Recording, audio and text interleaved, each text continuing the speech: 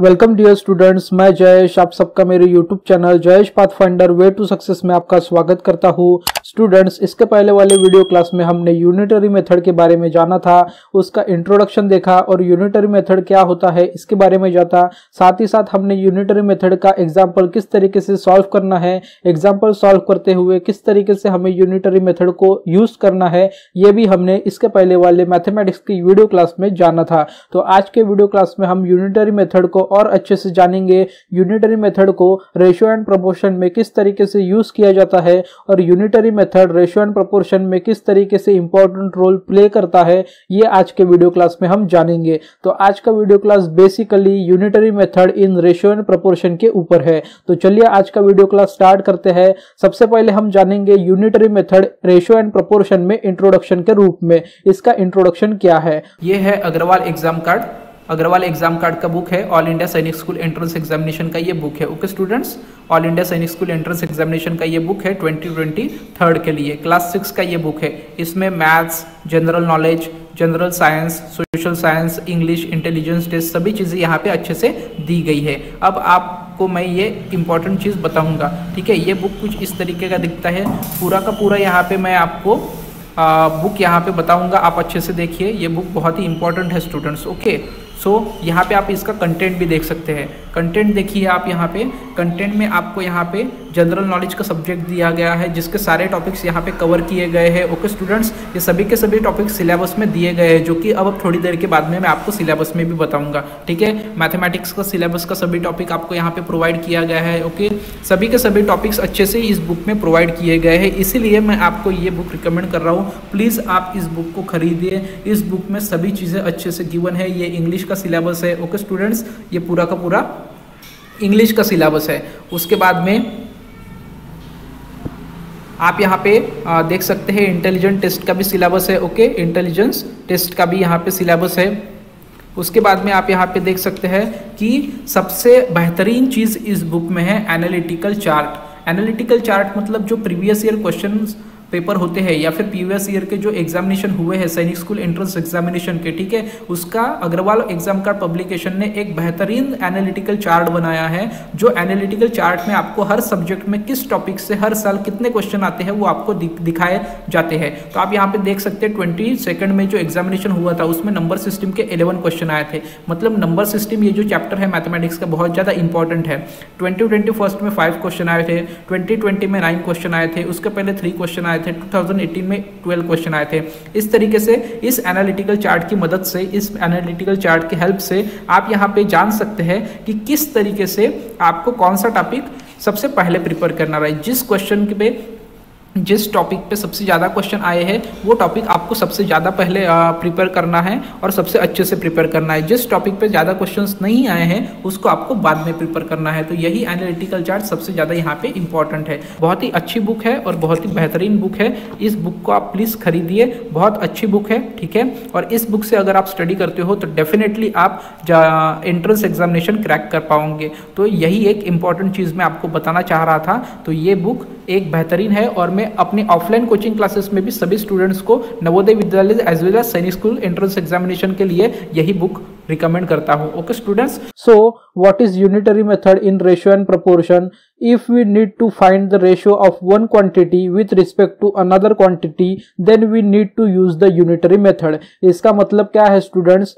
अगर हमें किसी क्वांटिटी का रेशियो निकालना हो with respect to the quantity other, मतलब अदर क्वांटिटी के रिस्पेक्ट में हमें अगर किसी अनदर क्वांटिटी का रेशियो निकालना हो, तो आप यहाँ पे देख सकते हैं the ratio of one quantity with respect to the another quantity. मतलब यहाँ पे टोटल कितनी क्वांटिटी गिवन है? यहाँ पे टोटल 2 क्वांटिटीज गिवन है। इन 2 क्वांटिटीज का हमें रेशियो निकालना होगा तो हमें यूनिटरी मेथड का यूज करना होता है। ओके स्टूडेंट्स, सो ये था कंप्लीटली थेरोटिकल सेंटेंस। यहाँ पे मैंने थेरोटिकली आपको बताया इंग्लिश में सेंटेंस में कि क्या होता है यूनिटरी मेथड रेशियो और प्रोपोर्शन में। रेशियो और प्रोपोर्शन में वन क्वांटिटी का दूसरे क्वांटिटी के साथ में रेशियो निकालना है तो हमें यूनिटरी मेथड का यूज करना होगा। अब इसका हम प्रैक्टिकल एग्जाम्पल देखेंगे और समझेंगे प्रैक्टिकली एग्जाम्पल सॉल्व करके कि किस तरीके से यूनिटरी मेथड का हम रेशियो एंड प्रोपोर्शन में यूज करते हैं। तो चलिए देखते हैं आज की वीडियो क्लास में रेशियो एंड प्रोपोर्शन का first example. So what is the first example? Example student, starting में एग्जांपल इसलिए ले रहा हूं क्योंकि आपका कॉन्सेप्ट पूरी तरीके से यहाँ पे क्लियर होना चाहिए कि यूनिटरी मेथड का हम किस तरीके से रेशियो एंड प्रोपोर्शन में यूज करते हैं।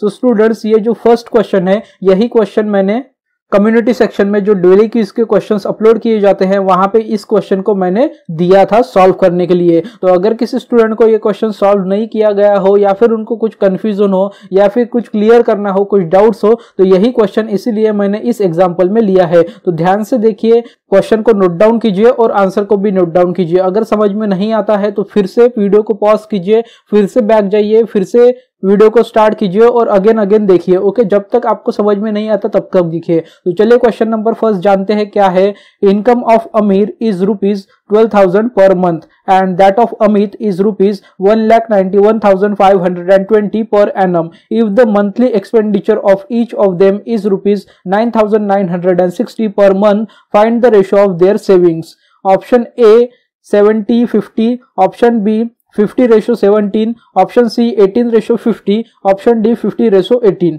सो स्टूडेंट्स, यहाँ पे हमें 2 केसेस दिए गए हैं। ओके, यहाँ पे हमें 2 इनकम केसेस दिए हुए हैं। फर्स्ट इज द अमीर and second is the Amit. Okay, तो यहाँ पे हमें इनकम दिया गया है अमीर का ₹12,000 per month. Okay, 12,000 per month अमीर का इनकम है। ओके, मतलब हर महीने में 12,000 रुपए अमीर यहाँ पे अर्न कर रहा है। एज कंपेयर टू अमित का क्या है यहाँ पे रोल? अमित का जो इनकम है वो हमें यहाँ पे पर एनम बताया गया है, मतलब 12 मंथ्स का बताया गया है। ओके, यहाँ पे अमीर का जो इनकम था वो 1 मंथ का बताया गया है और अमित का जो इनकम है वो पर एनम मतलब 12 मंथ्स का बताया गया है, पूरे 1 ईयर का, पूरे 1 साल का बताया गया है। क्या है उसका इनकम? ₹1,91,520। ओके, तो यहाँ पे हमें बताया गया है कि दोनों का मंथली एक्सपेंडिचर क्या है? दोनों का मंथली एक्सपेंडिचर है ₹9,960 पर मंथ। ओके, तो हमें यहाँ पे क्या करना है? Find the ratio of their savings. उनकी जो सेविंग्स है एक्सपेंडिचर को छोड़ के, एक्सपेंडिचर मतलब खर्चा,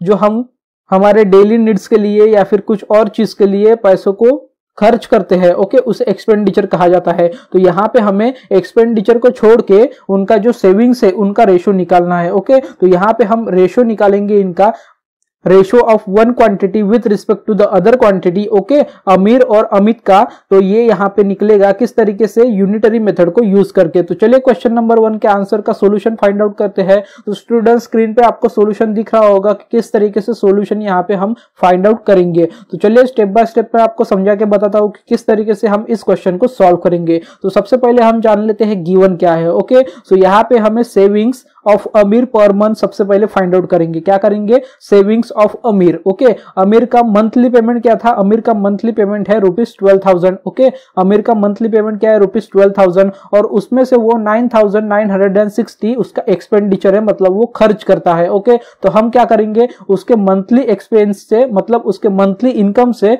उसका जो मंथली एक्सपेंसेस है उसको माइनस कर देंगे, मतलब उसकी सेविंग्स कितनी है। ओके, मंथली उसकी सेविंग्स कितनी है ये हमें पता चल जाएगा। ओके, तो इसीलिए हम अमीर की जो पर मंथ की इनकम है उसमें से हम उसके एक्सपेंसेस माइनस कर देंगे। तो अगर हम उसकी मंथली इनकम 12,000 में से 9,960 को माइनस करते हैं तो उसकी सेविंग्स हमको मिल जाती है। कितनी है उसकी सेविंग्स? 2,040 सेविंग्स किसकी है? अमीर की है, पर मंथ की। Okay, and in 12 month Amit earn. Okay, अब हमें पर एनम का अमित का अर्निंग दिया हुआ है। क्या है अमित का अर्निंग पर एनम का? 1,91,520। तो अब हम क्या करेंगे? इस 1,91,520 को 12 से डिवाइड कर देंगे। सो अमित का यहाँ पे पर मंथ का इनकम हमें मिल जाएगा। So income of Amit per month is equal to ₹1,91,520 divided by 12, क्योंकि 1 ईयर में 12 मंथ्स होते हैं। तो अगर हम 12 से 1,91,520 को डिवाइड करते हैं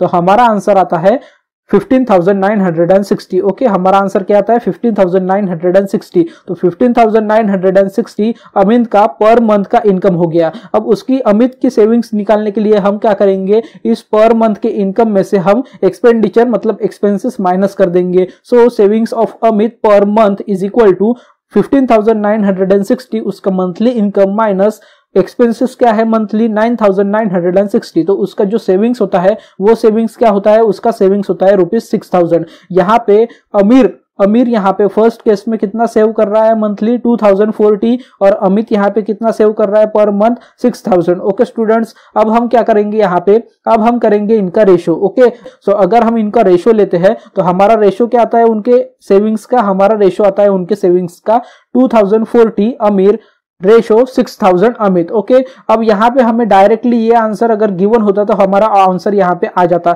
लेकिन हमें ये आंसर गिवन नहीं है ऑप्शन में, इसलिए हम क्या करेंगे, इन नंबर्स को हम रिड्यूस करेंगे। इन नंबर को क्या करेंगे, हम रिड्यूस करेंगे। अगर हम 2040 और 6000 को रिड्यूस करते हैं तो उसका आंसर आता है 1020 रेशो 3000। अगर 3000 और 1020 को अगर हम रिड्यूस करते हैं तो उसका आंसर आता है 510 एंड 15000। देन अगर हम रेशो 510 रेशो 15000 को रिड्यूस करते हैं तो उसका आंसर आता है 255 रेशो 750। इसको अगर हम रिड्यूस करते हैं तो आंसर आता है 85 रेशो 250 और इसको अगेन हम रिड्यूस करते हैं तो हमारा आंसर आता है 17 रेशो 50। ओके 17 रेशो 50 मतलब उनकी जो सेविंग्स का रेशो है, ओके उनके सेविंग्स का जो रेशो है, अमीर एंड अमित के सेविंग्स का जो रेशो है वो आता है 2040 रेशो 6000 और अगर हम इसको रिड्यूस करें तो ये आता है 17 रेशो 50। ओके स्टूडेंट्स, मतलब हमारा जो क्वेश्चन नंबर फर्स्ट था उसमें अगर हम अमीर और अमित की सेविंग्स का रेशो निकाले तो उसका आंसर आता है 17 ratio 50। Okay so question number first का हमारा जो करेक्ट आंसर है वो है ऑप्शन ए 17 रेशो 50। तो इस तरीके से हम रेशो एंड प्रोपोर्शन में यूनिटरी मेथड का यूज करके क्वेश्चन को सॉल्व कर सकते हैं। ओके स्टूडेंट्स, अब चलते हैं आज के वीडियो क्लास में हम नेक्स्ट टॉपिक के ऊपर, that is types of unitary method. अब यूनिटरी मेथड के टोटल 2 टाइप्स होते हैं। ओके अब देखते हैं इन टाइप्स को कि यूनिटरी मेथड के क्या टाइप्स है और किस तरीके के टाइप्स है। So students, in the given unitary method, the value of a unit quantity is calculated first to calculate the value of other units. It has 2 types of variations. Okay, तो यहाँ पे हमने क्या देखा था इसके पहले वाले वीडियो क्लास में भी और आज भी, यूनिटरी मेथड में हम क्या करते हैं, किसी मल्टीपल क्वांटिटी से हम सिंगल क्वांटिटी का वैल्यू फाइंड आउट करते हैं, देन सिंगल क्वांटिटी से हम फिर से मल्टीपल वैल्यूज का क्वांटिटी का वैल्यू फाइंड आउट करते हैं। ओके स्टूडेंट्स, तो इस तरीके का जो यूनिटरी मेथड होता है इसके टोटल 2 टाइप्स है। कितने टाइप्स है? 2 टाइप्स, मतलब 2 वेरिएशंस है। तो चलिए इन 2 टाइप्स मतलब 2 वेरिएशंस को जानते हैं। तो सबसे फर्स्ट टाइप या फिर सबसे फर्स्ट वेरिएशन है वो है direct variation and the second variation that is second type is inverse variation. मतलब यूनिटरी मेथड के टोटल 2 टाइप्स है। First is the direct variation and second one is the inverse variation. अब आगे हम direct variation और inverse variation को detail में जानेंगे। तो चलिए जानते हैं सबसे पहले डायरेक्ट वेरिएशन को। सो डायरेक्ट वेरिएशन क्या है? डायरेक्ट वेरिएशन है इन डायरेक्ट वेरिएशन इंक्रीज और decrease, okay, increase or decrease in one quantity will cause an increase or decrease in another quantity. For instance, an increase in the number of goods will cost more price. Okay students, तो ये मैं हिंदी में आपको बताना चाहूंगा direct variation क्या होता है। डायरेक्ट वेरिएशन में क्या होता है, इन डायरेक्ट वेरिएशन इंक्रीज और डिक्रीज इन वन क्वांटिटी, मतलब अगर वन क्वांटिटी में, ओके, वन गिवन क्वांटिटी में अगर इंक्रीज होता है मतलब बढ़ता है या फिर डिक्रीज होता है मतलब कम होता है, विल कॉज एन इंक्रीज और डिक्रीज इन अनदर क्वांटिटी। मतलब डायरेक्ट वेरिएशन में क्या होता है, अगर वन क्वांटिटी में इंक्रीज या फिर डिक्रीज होगा तो सेम टू सेम दूसरी क्वांटिटी मतलब अनदर क्वांटिटी में इंक्रीज और डिक्रीज होगा। मतलब ये दोनों क्वांटिटीज एक दूसरे पे डिपेंडेबल है। अगर वन क्वांटिटी इंक्रीज होती है तो दूसरी क्वांटिटी भी इंक्रीज होगी, अगर फर्स्ट क्वांटिटी डिक्रीज होती है तो सेकंड क्वांटिटी भी डिक्रीज होगी। ओके स्टूडेंट्स, तो ये है directly proportional to each other. Okay, मतलब एक को इफेक्ट होता है तो दूसरे को भी इफेक्ट होता है, दूसरे को इफेक्ट होता है तो फर्स्ट वाली को भी इफेक्ट होता है। Okay, so for instance an increase in the number of goods will cost more price. मतलब यहाँ पे मैंने आपको बताया अगर इंक्रीज होगी फर्स्ट क्वांटिटी तो सेकंड क्वांटिटी भी इंक्रीज होगी, फर्स्ट क्वांटिटी डिक्रीज होगी तो सेकंड क्वांटिटी भी डिक्रीज होगी। उसी हिसाब से अगर नंबर ऑफ गुड्स, मतलब अगर number of goods for example हमने नंबर ऑफ कॉपीज इंक्रीज कर दी तो वहां पे प्राइस भी इंक्रीज हो जाएगी, अगर हमने नंबर ऑफ कॉपीज डिक्रीज कर दी तो वहां पे प्राइस भी डिक्रीज हो जाएगी। तो ये है डायरेक्ट वेरिएशन। ओके स्टूडेंट्स, अब हम देखते हैं डायरेक्ट वेरिएशन का और एक इंपॉर्टेंट पॉइंट, वो क्या है, also the amount of work done by a single man will be less than the amount of work done by a group of man, hence if we increase the number of men the work will increase. So students, second point work and time से related है, if also the amount of work done by a single man will be less than the amount of work done by a group of men। मतलब अगर कोई piece of work, अगर कोई piece of work single man मतलब अकेला आदमी करता है तो वो लेस रहेगा। ओके, वो क्या रहेगा, लेस रहेगा। लेकिन अगर ग्रुप ऑफ मैन वही काम करते हैं तो वो ज्यादा रहेगा। ओके, सो अगर सिंगल आदमी एक काम करता है तो उसे टाइम भी ज्यादा लगेगा और वर्क भी कम होगा। ओके, लेकिन ग्रुप ऑफ मैन काम करते हैं, ग्रुप ऑफ मैन वर्क करते हैं टुगेदर, तो यहाँ पे टाइम भी कम लगेगा और वर्क भी ज्यादा होगा। Okay, hence If we increase the number of men, the work will increase। मतलब यहाँ पे अगर हम नंबर ऑफ मेंस, ओके, मतलब वर्क पावर अगर हम इंक्रीज करते हैं तो यहाँ पे वर्क भी ज्यादा होगा। ओके, तो ये भी डायरेक्ट वेरिएशन का ही एक चैप्टर है, ये मतलब डायरेक्ट वेरिएशन का ही एक पॉइंट है। अगर हम किसी वन क्वांटिटी को इंक्रीज करते हैं तो सेकंड क्वांटिटी भी इंक्रीज होगी, वन क्वांटिटी को डिक्रीज करते हैं तो सेकंड क्वांटिटी भी डिक्रीज होगी। ये थोड़ा इंपॉर्टेंट है डायरेक्ट वेरिएशन, इसीलिए मैं बार बार आपको एक ही लाइन पे फोकस करके बता रहा हूं कि किस तरीके से direct variation unitary method, ratio and proportion में यूजफुल है। ओके स्टूडेंट्स, तो चलिए अब हम देखते हैं सेकंड वेरिएशन मतलब इनडायरेक्ट वेरिएशन। सो इनडायरेक्ट वेरिएशन क्या होता है? So it is the inverse of direct variation, मतलब ये डायरेक्ट वेरिएशन हमने अभी जो देखा उसका उल्टा है, उसका अपोजिट है। इनवर्स मतलब उल्टा या फिर opposite. Okay, so direct variation के अपोजिट इनडायरेक्ट वेरिएशन में क्या होता है? If we increase a quantity then the value of another quantity get decrease.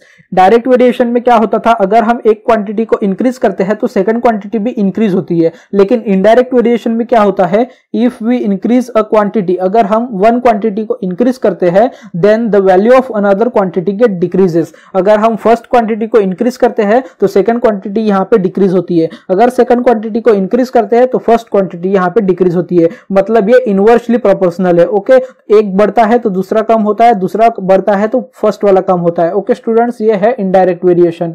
So students, अब हम इनडायरेक्ट वेरिएशन का भी एक सेकंड एग्जाम्पल देख लेते हैं, मतलब सेकंड पॉइंट देख लेते हैं। For example, if we increase the speed, okay, if we increase the speed then we can cover the distance is less time. अगर हम स्पीड को इंक्रीज करते हैं तो हम डिस्टेंस को कम टाइम में कवर कर पाएंगे। So with an increase in speed, अगर हम स्पीड को इंक्रीज करते हैं तो हमारा जो ट्रैवलिंग टाइम है वो डिक्रीज हो जाएगा। ओके, तो यहाँ पे इनडायरेक्ट वेरिएशन स्पीड और टाइम के लिए बहुत ही यूजफुल है। अगर हम कार से जा रहे हैं, ओके, अगर हम कार से जा रहे हैं, अगर हमारी कार की स्पीड है 50 किलोमीटर पर आवर, ओके, तो हम ए पॉइंट से बी पॉइंट में जाने के लिए अगर हमें 2 आवर्स लग रहे हैं 50 किलोमीटर पर आवर की स्पीड से, अगर हमने स्पीड को इंक्रीज कर दिया, मतलब फर्स्ट क्वांटिटी को हमने यहाँ पे इंक्रीज कर दिया, अगर हमारी स्पीड हो गई 100 किलोमीटर, ओके, अगर हमारी स्पीड हो गई 100 किलोमीटर तो जो डिस्टेंस है वो कम हो जाएगा। डिस्टेंस 1 आवर लगेगा हमको, क्योंकि 50 की स्पीड पे हमें 2 आवर्स लग रहे थे, तो 100 की स्पीड पे हमारा जो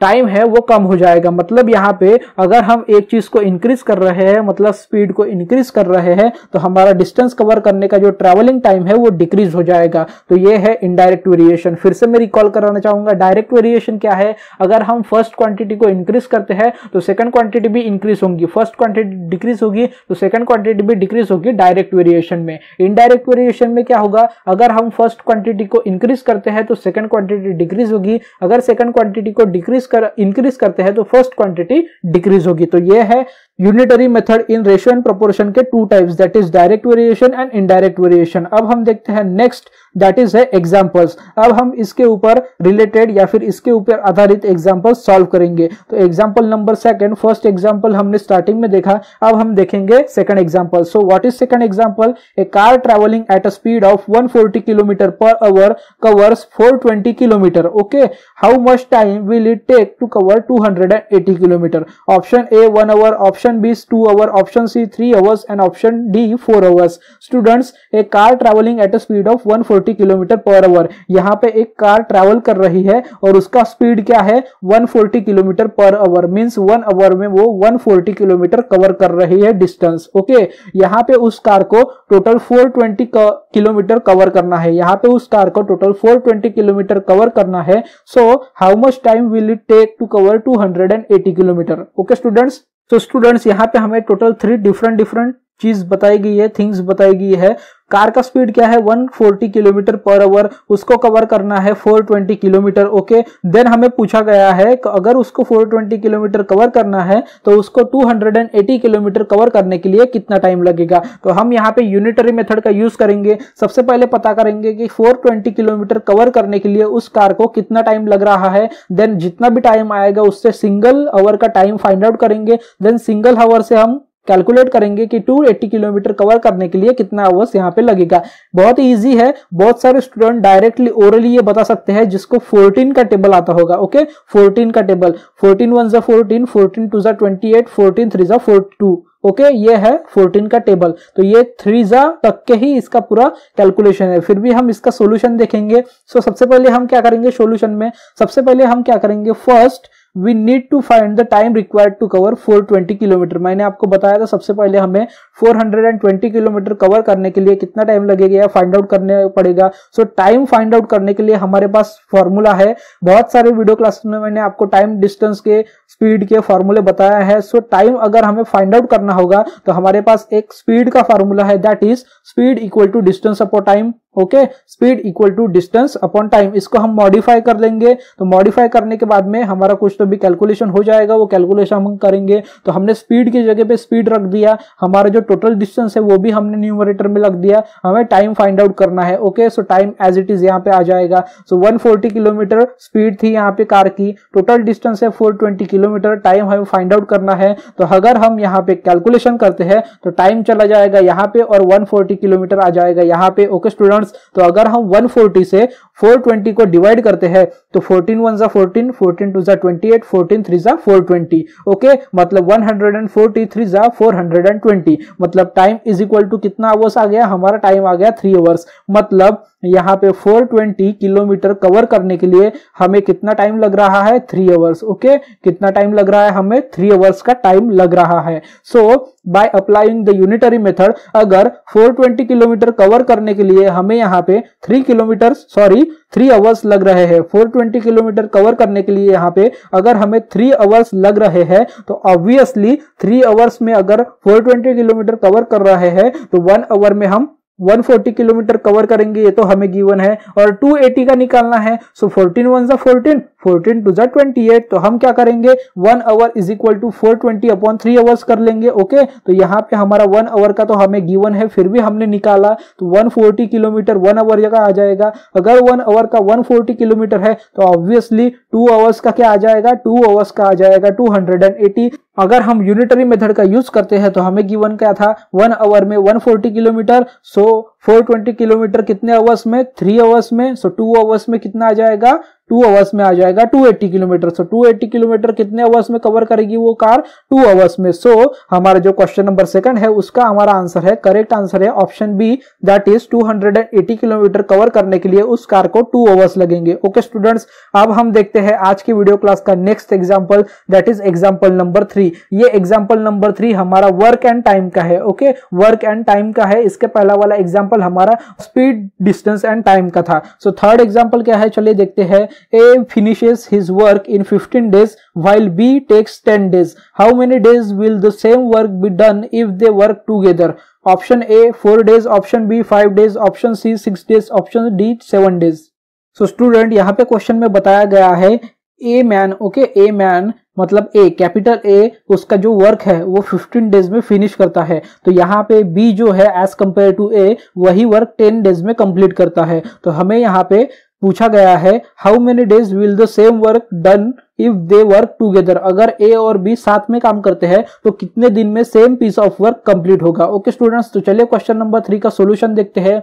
If A takes 15 days to finish his work, then अगर A यहाँ पे 15 डेज ले रहा है उसके वर्क को फिनिश करने के लिए, तो A's 1 डे ऑफ वर्क क्या हो जाएगा, 1 डे का उसका वर्क हो जाएगा 1/15। ओके, कंप्लीट वर्क को करने के लिए उसको 15 डेज लग रहे हैं, तो 1 डे का उसका वर्क क्या हो जाएगा, ऑब्वियसली 1/15, न्यूमरेटर में 1, डिनोमिनेटर में 15। ओके, इस तरीके से इसको हम इस तरीके से भी रिप्रेजेंट कर सकते हैं। Okay students, 1/50। अगर वो 15 डेज में वर्क कंप्लीट कर रहा है तो 1 डे का उसका वर्क हो गया 1/15। एंड सिमिलर टू बी, मतलब ऐसे ही बी का भी वर्क क्या हो जाएगा, बी अपना वर्क कितने दिन में खत्म कर रहा है, बी अपना वर्क 10 डेज में खत्म कर रहा है। ओके, सो 1 डे का वर्क क्या हो जाएगा, बी का भी 1 डे का वर्क हो जाएगा, बी का 1/10। सो यहाँ पे 1 डे के हमारे वर्क्स निकल गए हैं ए और बी के। ए का क्या है 1/15 एंड बी का क्या है 1/10। अब हम देखते हैं नेक्स्ट, अब हम क्या करेंगे, दोनों के वर्क को प्लस कर देंगे क्योंकि उनको टुगेदर में काम करना है, साथ में काम करना है। ओके, तो हम क्या करेंगे, total work done by A and be in 1 day. सबसे पहले हम क्या करेंगे, एक दिन का दोनों का मिला हुआ काम निकालेंगे। Okay, so total work done by A and be in 1 day. Okay, तो क्या करेंगे हम 1/15। Okay, first quantity plus second quantity 1/10, इनका कर देंगे plus. Okay, 1 is the numerator, 15 is the denominator, plus 1 is the numerator, 10 is the denominator. Okay, अब हम क्या करेंगे, यहाँ पे हम इजीली 15 और 10 का एलसीएम लेंगे। एलसीएम मतलब list common multiple. Okay students, मतलब हम क्या करेंगे, यहाँ पे 15 और 10 का एलसीएम ले लेंगे। एलसीएम अगर लेंगे तो हमारा कैलकुलेशन इजी हो जाएगा। ओके, सो एलसीएम लेने के बाद में इन दोनों का एलसीएम क्या आता है, इन दोनों का एलसीएम आता है 2 and 3। Y 2 and 3? क्योंकि 15 and 10 को 5 से कंप्लीट डिवीजन होता है।